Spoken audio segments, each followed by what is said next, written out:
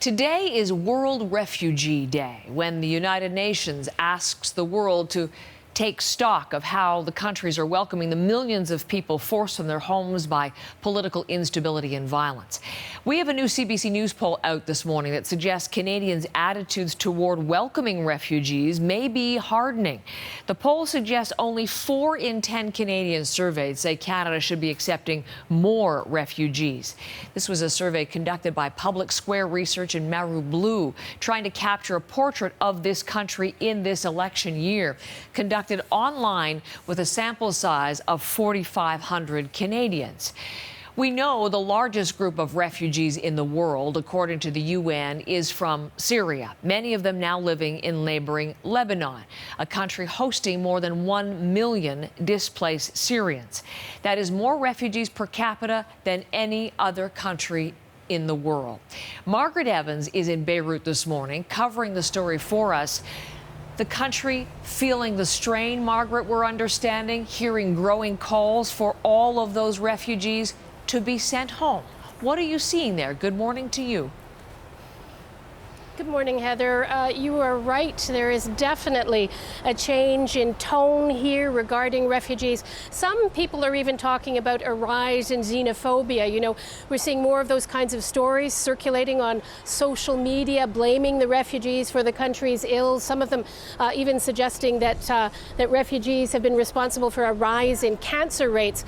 But in mainstream politics as well, there's been a bit of a shift, and you see even the country's foreign minister saying time for the refugees to go home, and basically accusing many of them of just remaining in Lebanon for economic gain. We've seen some protests against Lebanese people hiring Syrians. So the mood is definitely shift. But one thing is clear, it is a huge pressure on this small country. And we had a word with the social affairs minister here. Have a listen to what he had to say. Our economy is under pressure because of them. Because we've been giving them power, electricity, water. All our infrastructure has been affected by their presence here. Now, he assured us that there is no change in policy in the offing, that Lebanon is not going to start forcing Syrian refugees to go back home. At the same time, he's saying it can't continue as it is. You have been meeting Syrians, I know, displaced Syrians, talking to them, often people, Margaret, who have been out of their country and out of their homes for years now. What are the stories that have impressed you? Well, I guess it's just the weariness of the people that you meet. You know, you can be talking to somebody and think that they're just fine, and then all of a sudden something breaks and you're faced with this enormous despair. And people now are increasingly anxious because they feel this change in mood. And we were up along the border between Lebanon, or on the Lebanese side of the border with Syria yesterday, where people have been told by the army that they've got to tear down their own walls. They can't have any structure that's higher than a meter. So they've been chipping away at their own walls to bring it down. The government says it's because they're violating building codes here, but the people we spoke to said they feel it's a campaign of harassment to make them leave. And they say they feel squeezed because they can't go back. They say that if they do, they're faced with conscription by the army or else being taken for the opponents of Bashar al-Assad, and they're afraid they'll wind up in jail. And so they feel really trapped. And we asked the UN representative here, the UNHCR representative here in Lebanon, for her thoughts on that.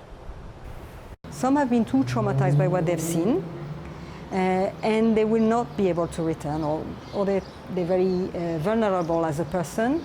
And these are the persons that are prioritized for resettlement. And you're coming from Canada, that's why I'm passing this message. Canada is one of the countries that has been the most generous in this regard, and is passing a very positive message of solidarity, a message that people so desperately need at the moment. And you know, Heather, I should point out that according to the UN, less than 7% of the world's refugees in need of resettlement actually find another place in the world. More than 80% of the refugees displaced do tend to be in the neighboring countries, and that means continued assistance for countries like Lebanon bearing such a burden has to be a part of the equation. That's what people here want the message going out to the rest of the world to be. Margaret, thank you so much. You're reporting for us from Beirut on this World Refugee Day, our Margaret Evans.